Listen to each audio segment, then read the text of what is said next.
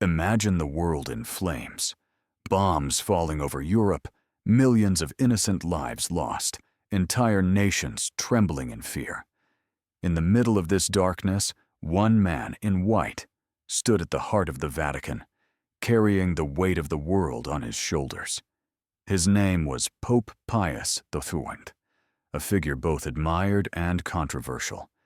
Was he a silent bystander or a hidden protector of countless lives during World War II?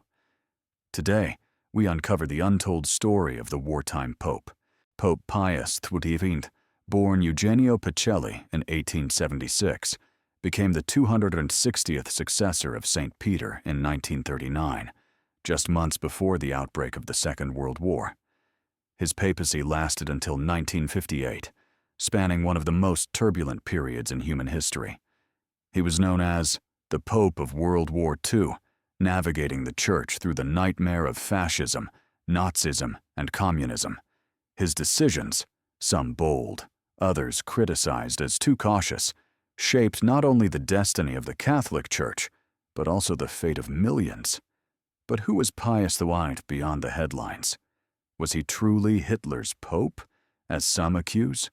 Or was he the quiet savior of thousands of Jews and persecuted people, working in secret to save lives? To answer this, we must journey through his life, his choices, and his legacy. Eugenio Pacelli was born in Rome, into a family deeply rooted in service to the Church.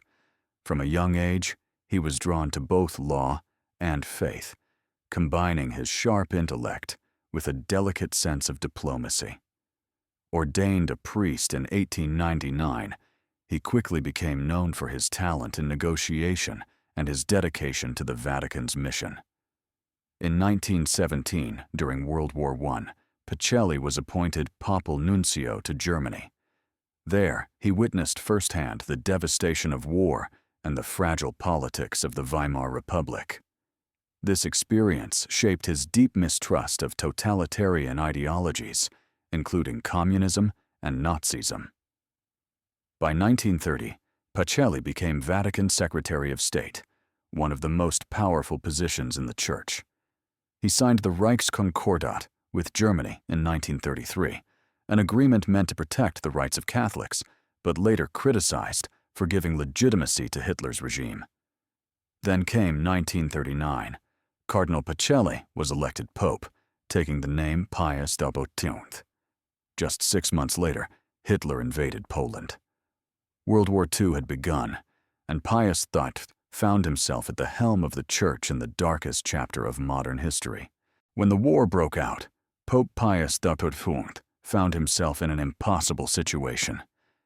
Every word he spoke, every move he made, could either save lives or put even more people in danger. Neutrality or silence? Right from the start, he declared that the Vatican would remain neutral. Many people later criticized him for being too quiet. But for Pius, neutrality wasn't about cowardice, it was strategy. By staying officially silent, he could keep the Vatican as a safe channel for peace talks, for humanitarian aid, and for protecting Catholics around the world.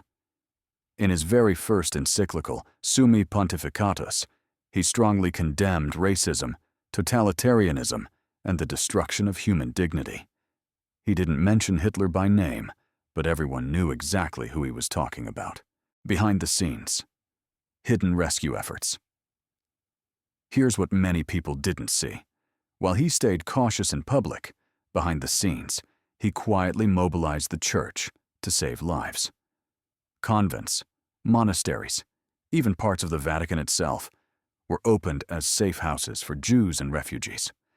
Priests and nuns forged baptism certificates, organized escape routes, and risked their own lives to protect others. Historians estimate that between 700,000 and 800,000 Jews survived thanks to networks supported, encouraged, or at least tolerated by Pius XII. The tragedy is that because so much of this work had to be done secretly, the world mostly saw only his silence. Radio messages and Christmas speeches, was also famous for his radio addresses. His words were careful, but powerful.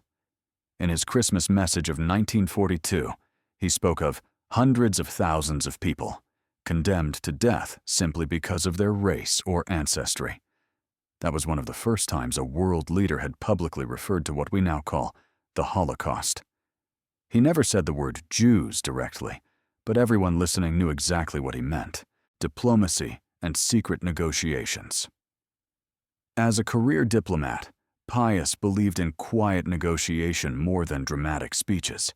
He tried, unsuccessfully, to broker peace between Germany and the Allies in 1940. He also guided bishops in occupied countries. Speak out when you can, but don't say things that will provoke massacres of Catholics or Jews in your care.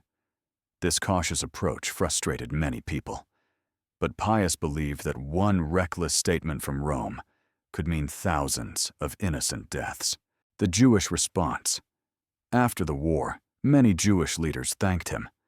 Golda Meir, who later became Prime Minister of Israel, praised him for speaking out against Nazi crimes.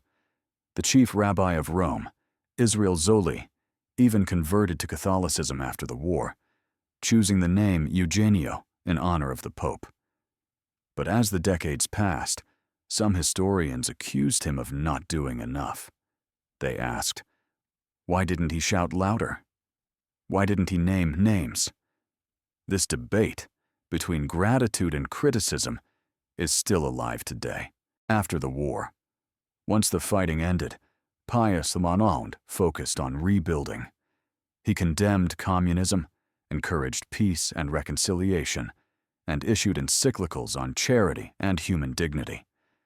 In many ways, he helped Europe find its moral compass again after the chaos of war. One of the most striking insights about Pope Pius XIII is the paradox of silence and action. To the outside world, he often seemed quiet, restrained, and cautious.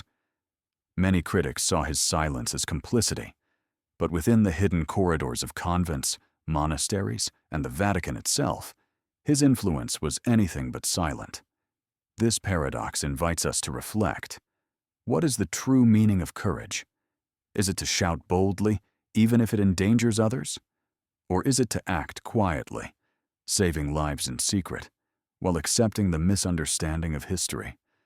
Another powerful insight comes from his 1942 Christmas message.